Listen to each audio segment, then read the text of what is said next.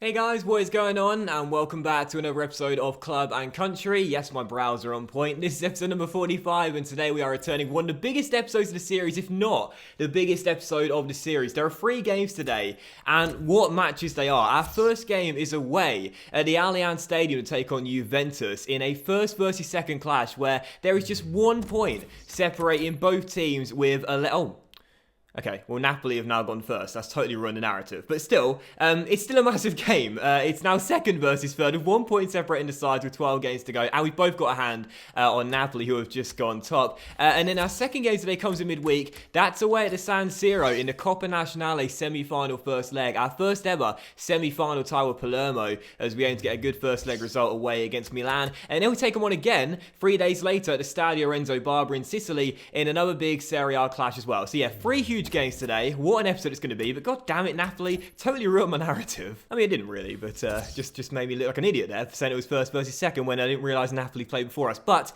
to start today's episode as well, we have 2 player conversations. Melly wants to move away, but I've discussed this. I can't do anything about it until next season. And Esposito says, I'm really stoked you took my concerns seriously and were prepared to give me a chance. You've not played a single competitive game for the club yet. What are you talking about? But also, scouting update and academy update, and also a training injury. Who's that for? Oh, it's Esposito for 2 months. Brilliant. So he just said, thanks for giving me a chance, not played a single game, and now he's out for 2 months as well. Fair enough. What a crazy character this guy is. But a scouting update as well from our Portuguese scout based in Italy. We're going to reject Guidi. Oh, this guy could be very good. Simone Moretti. Is that centre-back? 52, 66 overall, 81, 94 potential. It looks amazing. Bruno can get released, as can Richie. Costa could be quite good. We'll keep an eye on him.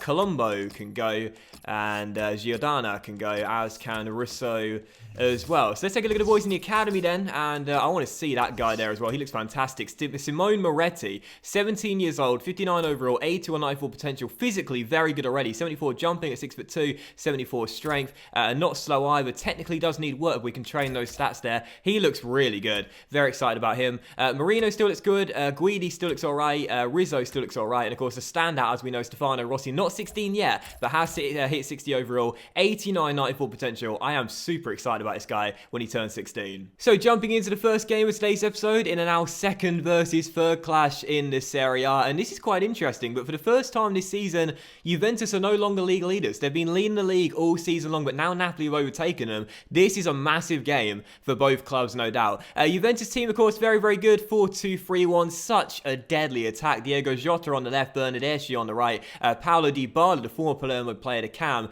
and of course Gonzalo Higuain, their lethal striker up top. But for us, despite failing to get through to the Europa League round of 16 and being knocked out on Thursday, I'm still feeling quite confident. 4-1-2-1-2 narrow for the game. Our normal league lineup with 2 changes. Tola and Vicari come in for Barreca and Mariani. So first game, massive one. Biggest game of the season in the league. Juventus away. Let's come through. Let's get the win.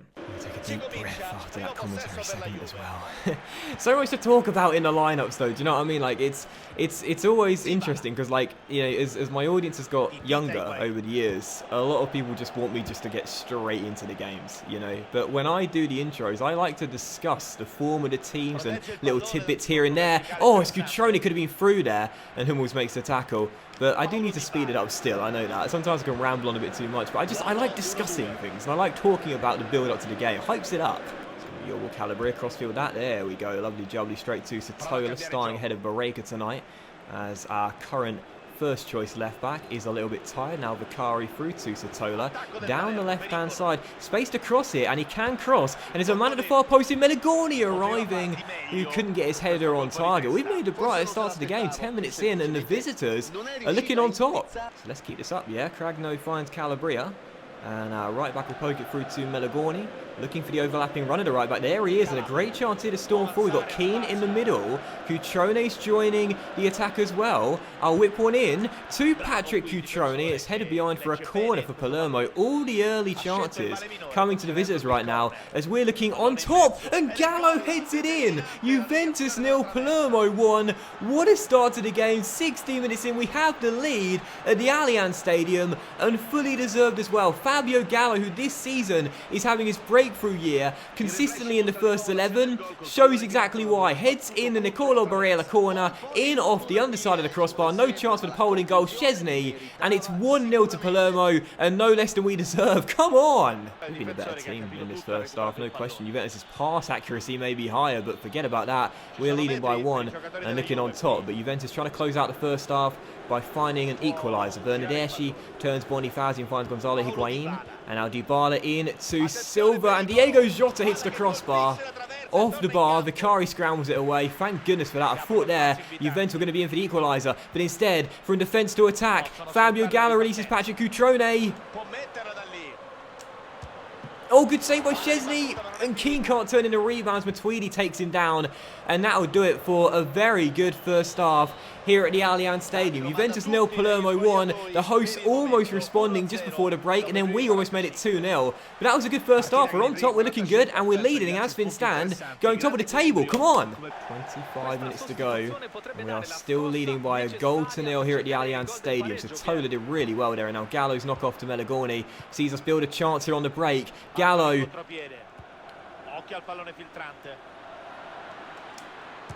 Oh, Szczesny, what a save! The covering defenders put the pressure on Moisa, but I really should have scored that one, and that would have been 2-0 to Palermo with 21 minutes to go.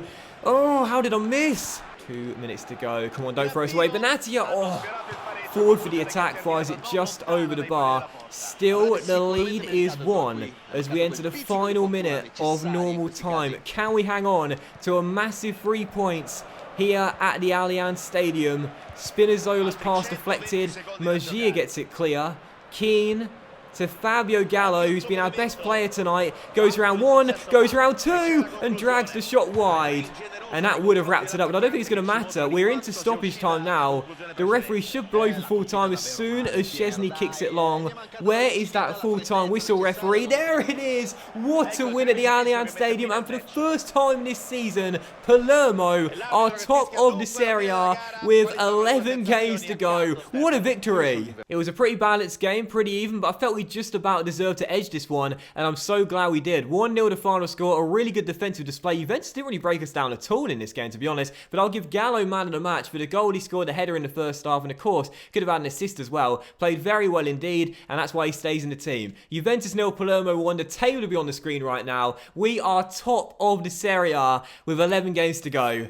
Let's not choke like we did last season. Come on, Palermo. And so as we jump straight into the next game of today's episode, it's another massive one as we take on Milan in the first leg of our first ever Coppa Nazionale semi-final away at the San Siro. Milan's team, of course, very good. They won the title last season, lest we forget in the game, with this 4-3-3, which is very good indeed. The midfield's fantastic with Xhaka, Ramsey and Locatelli, and the front three deadly. Thomas Lemar, last year's runner-up in the Golden Boot on the left, Sousa on the right, and of course Adrian Silva, the striker. But for our team, what a decision. I am changing my entire lineup and fielding the backup brigade. 4-1-2-1-2 wide for the game, and 11 changes after I went over Juventus. The only 2 normal first 11 players starting this game are Barreca and Mariani, who didn't play at the ALLIANZ Stadium. So second game, first leg, Milan in the Coppa Nazionale semi-finals. Let's get another big win here. Come on, Palermo.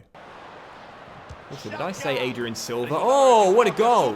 What a goal. It's Andre Silva starting up top, but Milan have gone in front, and Granit Xhaka has just given them the lead 9 minutes in with an absolute thunderbolt. And we see one of these lovely multi-angle replays again. The former Arsenal midfielder picks it up from Andre Silva, 20-plus yards from goal, and levers one. And our goalkeeper Rinaldi does get a touch on the ball, but could only get fingertips to it as it squirms into the top corner, and Milan take the lead. A wonderful shot by the Swiss. And it's 1-0 Milan. You know, I can't remember whether away goals count in the Coppa Nazionale semi-finals. I really can't remember, so you guys will have to let me know in the comments. But I'm secretly hoping they do, because we'll need one tonight after trailing earlier. What a run this is from Maggiore, and Costa gets it away. We are down by a goal, but I'm not feeling totally up against it at all. We've actually had an okay start to the game. We just, at the moment, can't break down Milan. You know, we're passing the ball around. We're playing some good football. Just need to find one opening, get one chance, and take it. Gallo on the ball, and he storms forward and finds down Monti. And this is what I was talking about. That's what I'm talking about. Del Monte fires at home, and it's Milan 1, Palermo 1. We've played some good football in this first half an hour. We just needed a chance, and I'm really hopeful away goals do count, because that is going to be a big one if they do indeed count double. Really nice through ball by Ali Gallo there, releasing Del Monte, who stayed just onside, takes a touch, goalkeeper comes out, but Donnarumma is beaten as we get back on level terms. 1-1. We've actually been a better team in this first half, I feel. We played some really good football, and we've got our deserved equaliser as well. Now, let's keep our foot on the gas pedal and look for a goal to get in front of him. As Yuri finds Lofaso, and he's got Ali down the left-hand side, and he'll find him. He'll whip it into the centre. Oh, and Pinamonti's acrobatic effort is denied by the right foot of Donnarumma. Really good save there, as it's still 1-1. But we have had a very good first half here at the San Siro. And I'll say this, we're unlucky not to be leading. 1-1 as we approach the hour mark. Still tied. Can we get in front? Maggiore finds Pinamonti. Oh, lovely turn by Pinamonti. Lovely turn. Get some space. Oh, Donnarumma with the save. We have played really well tonight. A backup team out there, but we've been the better side as we're still tied at 1-1. Can we find a winning goal, which I think we'll deserve? Come on. Don't throw away what will be a very decent result. Lamar inside the area, rolls it across. Andre Silva, 2-1, and Milan restore their lead with 16 minutes to go. And this really hurts because we've been a better team tonight. But Milan go back in front, and this is punishment for me getting his first name wrong earlier on in the episode. Nice hold up by Lamar, finds Andre Silva, and it's a perfect finish. Nothing Ronaldo can do about either goal. 2-1, Milan back in front. One final chance. Vitante down the right-hand side, rolls it in. Oh, scramble, and Gomez clears, and that will do it.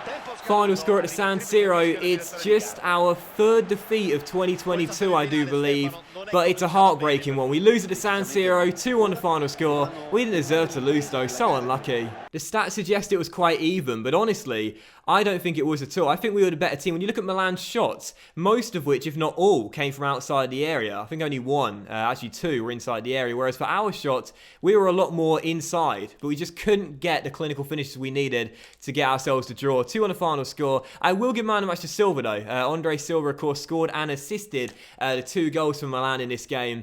But that was such a heartbreaking defeat. We didn't deserve to lose that game. We've seen it by the highlights. But second leg, we still got that to come. It's only a 1-goal deficit. We can still overcome it and still get through, but it's going to be tough. It's going to be very tough. And also some good news just for our third and final game of today's episode. Rolando Mandragora is returning to training from his injury. And that is really, really good news because we have missed Rolando a lot. He got that 2-month injury in January. And we have really, really missed him a lot. He's been an ever-present figure as part of our first team squad. And I'm glad he's coming back. Still not back to full health yet, but he's getting there. And that's really important. And so as we move into our third and final game, we once again take on Milan. And it's time for revenge after our loss at the San Siro as we aim to end today's episode top with a win here back in Sicily. Milan's team once again is a 4-3-3. Lots of players that played on Wednesday night are still in the first 11, including that front three of Lamar, Silva and Sousa. But there are some changes, but for our team, it's 10 changes. Back to our normal league lineup with Bray starting a left-back role again, but Vicari does fill in after he played so well against Juventus for Mariani once more. So third and final game, let's get that revenge and beat Milan to end today's episode strong.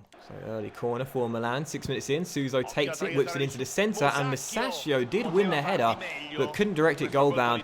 We really struggle against these guys, man. Of course, you know, they did win the title last season in the game, lest we forget. Very, very good team, but this is, I would say this is probably our toughest team to face in the Serie A. You know, Juventus, we've already beaten twice, but these guys, have we beaten them before? We might have done last season, but they are so hard to play against. A really, really tough team. As Gallo finds Keenan. Cutroni's onside there. And he finishes as well. 10 minutes in, Patrick Cutrone back in the starting 11 and back on the score sheet. 1-0 to the lads from Sicily. Oh my goodness, did we need that? I knew he was onside there because there was I think it was the right back, Nelson Semedo, who was keeping him well onside, rolled it through to him, took a touch, got himself through, and a really good finish as well. Yeah, it was. Nelson Semedo keeping him onside, Cutrone gets inside himself, and it's a really, really good finish. 1-0, and Pat with his 18th goal of the season. The race for the Golden Boot is still on. Obviously, Milan have made a lot of changes since Wednesday night, but Nelson Semedo stayed out there. And maybe it was fatigue as the reason why Nelson Semedo couldn't get back in line with his colleagues and kept Cutrone miles onside as he'll roll through Fabio Gallo. Oh!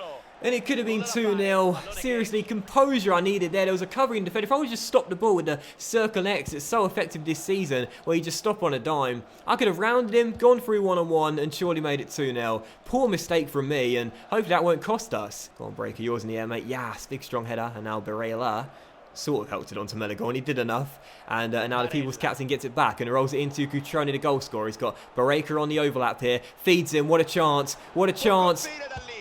And Antonio Barreca with the coolest of finishes makes it Palermo 2, Milan 0. And I can't do the dab anymore. It just stops. I don't know why. But Antonio Barreca with the weaker right foot pokes it past Donnarumma. 2-0 Palermo. This has been a really good episode for gameplay. We've played some great football and we're now 2 goals to the good. I don't understand that, by the way, but the dab, like, most times now it just doesn't work at all. Like, I never had a problem with it before, but now, like, it seems like, you know, only 1 in, like, 6 times when I do it, it'll actually, like, go through and go with a celebration. But again, we're coming through here. Melagoni on the ball, holds it up, gives it back to Barella, as we look to try and work it inside if we can. Mergia back to Melagoni, out wide is Calabria, takes it round Leyoun. Now can he cross? Oh, deflected, but it'll drop to Fabio Gallo. Now back to Barella, back to Gallo. And Fabio Gallo, oh, puts it just wide the post. We've been so good today. Oh, this has been a very poor second half. 7 minutes to go, still leading by 2. But as things stand, I don't really mind too much. There's been no chance at all because we are going to claim the 3 points.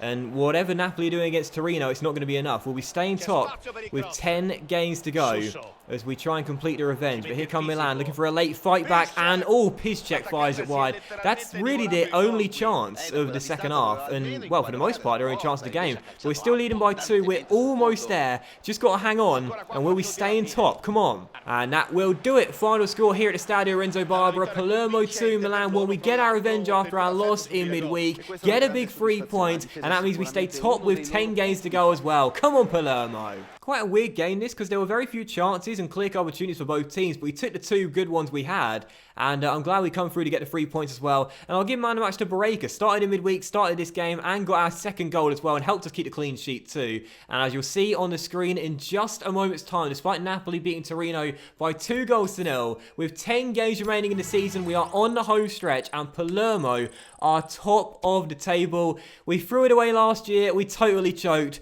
Let's make sure it doesn't happen again. But that will end today's episode of Club and Country, guys. So big thank you for watching. Really hope you have enjoyed. If you have enjoyed today's episode, then please do drop a like. Much love to you all. Have a great evening, and I'll see you for the next episode of CNC. Just a few episodes to go in the season very soon. Bye.